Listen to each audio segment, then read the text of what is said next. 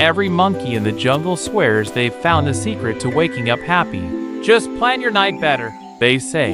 Journal, stretch, light a candle, whisper affirmations to your pillow, and monkey believes it. He sets up an evening ceremony, so complex it needs a spreadsheet, a candle for calm, a notebook for gratitude, and one banana smoothie because magnesium helps sleep. But somehow, after all this bedtime hustle, he still wakes up groggy, irritable, and 10 minutes late for the banana meeting. Something strange is happening. The night routine was supposed to help, but it quietly became another branch of anxiety. See, Monkey doesn't realize he's built a night temple of productivity. Every step is a ritual offering to the gods of control. He thinks the more he micromanages the night, the smoother the morning will be.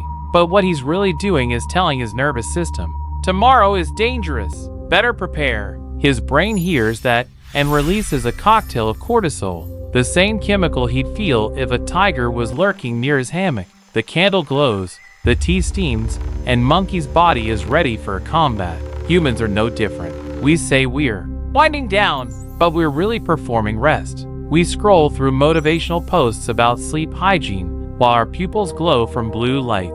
We meditate, but check the time mid-session to make sure we're doing it right.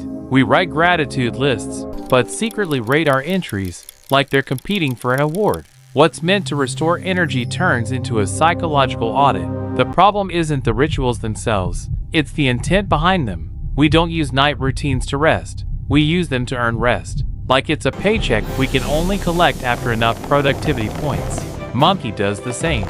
He can't relax until he's deserved it. But that mindset poisons the banana. The sweetness of calm rots into guilt because he's still trying to prove something while pretending to let go. Here's the punchline. Rest is an act of trust. You close your eyes believing the jungle won't burn down while you sleep. But control-loving monkeys hate trust. They'd rather guard every banana all night than risk losing one. That's why you wake up tired. Your body slept, but your ego didn't. It was busy checking your dreams for mistakes. Psychologists call this anticipated control bias, the illusion that being overprepared makes you safer. It's why some monkeys rehearse arguments in their heads, make next day task lists before bed, or recheck the alarm 5 times. But the truth is, the brain doesn't distinguish between a tiger in the bushes and a meeting at 9 a.m. Stress is stress. When you treat bedtime like a rehearsal for battle, your body keeps the armor on. Meanwhile, the morning becomes the victim. You wake up already drained, not because you slept too little, but because your night was emotionally noisy. You never logged off from the idea of tomorrow. You just minimized the window. Now imagine the opposite. A monkey who, at sunset, simply climbs a tree, watches the sky fade, and does nothing else. He's not lazy. He's trusting. He knows tomorrow will come whether he micromanages it or not. He doesn't optimize his rest. He allows it. That's real luxury. The kind where peace isn't scheduled, it's permitted. And yet, modern monkeys can't stand this. Doing nothing feels like failure. So we keep upgrading the ritual, adding supplements, special lamps, sleep trackers that tell us we're failing at sleeping. It's absurd. We literally outsource our dreams to an app. Monkey starts comparing sleep scores with other monkeys. I got an 86 last night, he brags, missing the irony that rest has now become competition. Every few minutes, a new thought slips in. Did I meditate enough? Did I stretch too long? Should I have done breath work instead of journaling? Monkey's mind becomes a noisy jungle gym of optimization. He's exhausted before even lying down. The tragedy is subtle. When you turn peace into a project, you destroy the very thing you're chasing. Like trying to grab water with clenched fists. The tighter you hold, the less you keep. So the real question is, what if the secret to better mornings isn't adding more to your nights, but removing the illusion that you can control them? Maybe the mind doesn't need a routine. Maybe it needs permission to stop performing. Because the truth is, the more steps you add to find peace, the further you walk from it. Monkey wakes up at 6 a.m. sharp. His eyes open before the alarm. Victory, he thinks. The ritual worked. But a few seconds later, that tiny spark of pride turns into pressure. Now he has to feel great. Otherwise, all the journaling and candle lighting was for nothing. Within minutes, he's overanalyzing his mood. Why do I still feel tired? Did I eat too late? Maybe I should have meditated longer. By breakfast, Monkeys already failed at having the perfect morning. And this is the great cosmic joke. The more we try to manufacture balance, the more fragile it becomes. When peace depends on perfect conditions, it's no longer peace. It's a hostage situation with scented candles. In the human world, it looks like this. People turn sleep into a science fair. They measure REM cycles, adjust circadian lighting, and install apps that rate their snoring patterns. We've replaced intuition with analytics. We can't just feel rested, we need proof. It's as if we're afraid that without the data, the rest didn't count.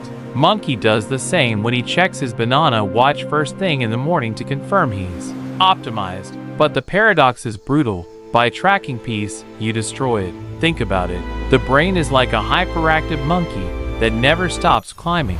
When you give it a routine that's too structured, it turns that structure into a new jungle to swing through. You didn't con the monkey, you gave it more vines. And every vine comes with another thought. What if I skip one? Will tomorrow collapse? Suddenly, routine becomes religion, and monkey is praying to the god of discipline, hoping for salvation in productivity. Here's what psychology tells us.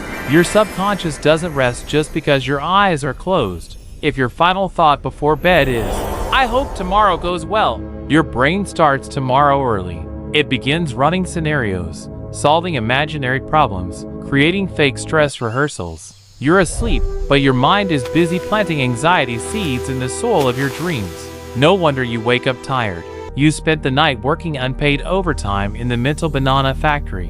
Now let's zoom out. Why are we so obsessed with controlling the night? Because deep down, we're terrified of unpredictability. The night symbolizes uncertainty, darkness, loss of awareness, the unknown. So we light our candles and build routines not to rest, but to defend against chaos. Monkey fears that if he stops planning, life will collapse. But here's the irony. Chaos doesn't wait for your permission. You can't plan your way out of the unknown. You can only trust yourself to handle it. That's the shift. The goal of a night routine shouldn't be control. It should be surrender. But surrender sounds weak to modern monkeys. We'd rather call it reset or mind optimization. We disguise rest as self-improvement because we've forgotten how to rest without guilt. Monkey thinks, if I'm not doing something useful, I'm wasting time. But sleep is useful. It's the only time his brain cleans itself. Literally. During deep sleep, waste products get flushed out.